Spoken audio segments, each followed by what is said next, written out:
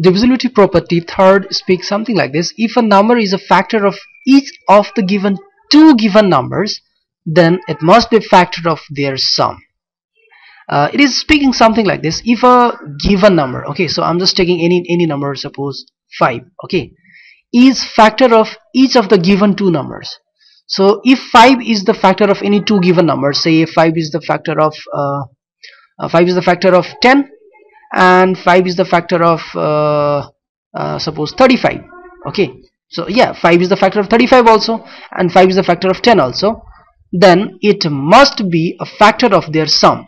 Then if 5 is the factor of 10 and if the 5 is the factor of 35, then 5 must be the factor of 10 plus 35, that is 45. And yes, 5 is actually the factor of 45 also, exactly, because 5 times 9 you're gonna get 45.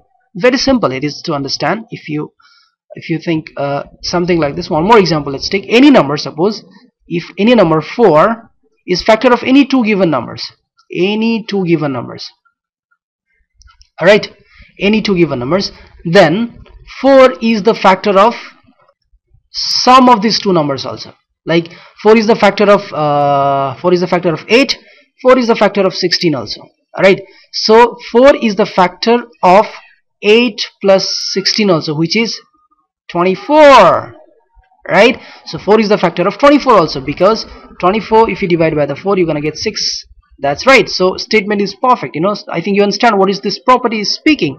Like if any number a is the factor of another number b and c, then a must be the factor of b plus c. So a is factor of b plus c also, right? So if b can be divided by a and c can be also be divided by the a, then b plus c can also be divided by a. It means something like this, right? It can be understood in something like this. If 8 can be divided by 4 and 16 can be divided by 4, then the sum of the 8 and 16 can also be divided by the 4, something like this. If 10 can be divided by 5 and 35 can be divided by 5, then 10 plus 35 can also be divided by the 5. It is something like this, right? The last example, let's take suppose I have any number 8, okay. If this 8 is the factor of any number, or if 8 can divide any number you choose, suppose 80, yeah, 80 can be divided by 8, and you take any another number that can be divided by 8, suppose 64. Everybody knows 8 times 8 64, right? So 80 can be divided by 8, 64 can be divided by 8. Or in another language, if you want to say 8 is the 8 is the factor of 80, 8 is the factor of 64 also, then 8 must be factor of 80 plus 64 also, alright, that is going to be 144.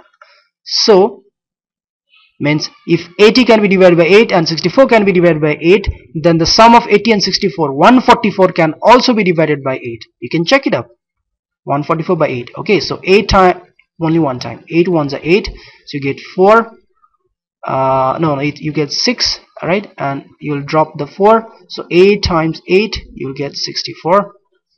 You remember it is 0. Yes, we're right.